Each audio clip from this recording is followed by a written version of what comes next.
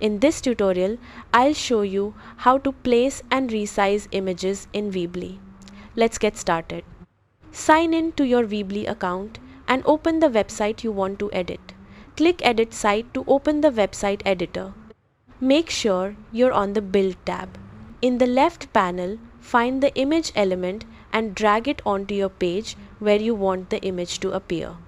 Click the image element and select Upload a photo. Choose the image you want to upload from your computer and wait for it to appear on the page. To resize the image, click on it to display the resize handles around the edges. Drag a corner handle inward to make the image smaller or outward to make it larger while keeping its proportions. Move the image if needed to position it exactly where you want it on the page. Preview your website to make sure everything looks the way you want. When you're satisfied with the result, publish your website to make the changes live. That's how to place and resize images in Weebly. Thanks for watching.